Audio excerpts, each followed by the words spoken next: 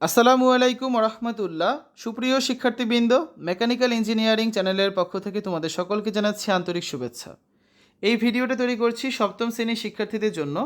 2025 সালের সপ্তম শ্রেণীর বিজ্ঞান বইয়ের দ্বিতীয় অধ্যায় উদ্ভিদ ও প্রাণীর কোষীয় সংগঠন এর 3 নম্বর পর্বে আজকে আমরা দেখব 13 পৃষ্ঠার কাজের সমাধান।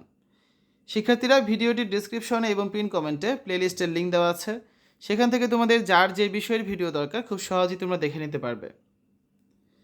চিত্র দেখে দলগতভাবে প্রাণী এবং উদ্ভিদ কোষের মধ্যে পার্থক্যগুলো পোস্টার কাগজে লিখে উপস্থাপন করো। ঠিক আছে, এটা হচ্ছে আমাদের 13 পৃষ্ঠা যে কাজটি রয়েছে।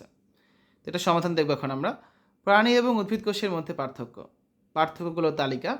এখানে প্রথমে রয়েছে বিষয়, পার্থক্যের বিষয়, তারপর প্রাণী কোষ এবং উদ্ভিদ কোষ। কোষ প্রাচীর, প্রাণী কোষে কোষ প্রাচীর থাকে না, উদ্ভিদ কোষে কোষ প্রাচীর থাকে, সেলুলোজ দ্বারা তৈরি হয়। ক্লোরোপ্লাস্ট, প্রাণী কোষে ক্লোরোপ্লাস্ট থাকে না, উদ্ভিদ কোষে ক্লোরোপ্লাস্ট থাকে, ফটোসিনথেসিসের জন্য ব্যবহৃত হয়।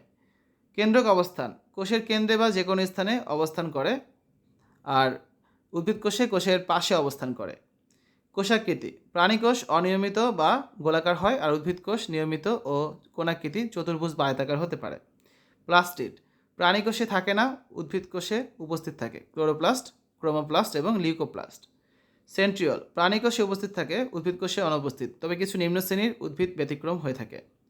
খাদ্য সঞ্চয়, গ্লাইকোজেন আকারে সঞ্চিত হয় প্রাণী কোষে, আর উদ্ভিদ কোষে স্টার্চ বা শর্করা আকারে সঞ্চিত হয়। স্যাব ভ্যাকুয়াল, প্রাণী কোষে ছোট এবং সাময়িক, আর উদ্ভিদ কোষে বড় এবং স্থায়ী। শক্তি উৎপাদন, মাইটোকন্ড্রিয়া প্রধান শক্তি উৎপাদন কেন্দ্র প্রাণী কোষে, আর উদ্ভিদ কোষে মাইটোকন্ড্রিয়া এবং ক্লোরোপ্লাস্ট উভয়ই হচ্ছে শক্তি উৎপাদনে ভূমিকা রাখে।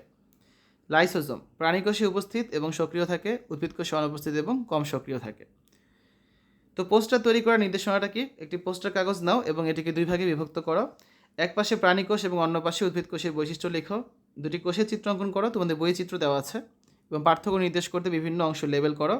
বর্ণনাগুলো রঙিন মার্কার বা পেন দিয়ে লিখে রাখো যেন সহজেই বোঝা যায়। সৃজনশীল ডিজাইন ব্যবহার করে পোস্টারটি আকর্ষণীয় করো। গ্রুপের সবাই মিলে এটিকে উপস্থাপন করো। এভাবেই প্রাণী ও উদ্ভিদ কোষের পার্থক্য চিত্র ও ব্যাখ্যার মাধ্যমে উপস্থাপন করা যাবে। শিক্ষার্থীরা, এই হচ্ছে আজকে আলোচনা। এতক্ষণ তোমরা দেখেছো 2025 সালে সপ্তম শ্রেণীর বিজ্ঞান বইয়ের দ্বিতীয় অধ্যায়ের 13 পৃষ্ঠার কাজের সমাধান। আশা করি আজকের এই ভিডিওটি তোমাদের কাছে ভালো লেগেছে। আমাদের চ্যানেলের অন্যান্য ভিডিওগুলো দেখার আমন্ত্রণ জানিয়ে আজ এখানে বিদায় নিচ্ছি।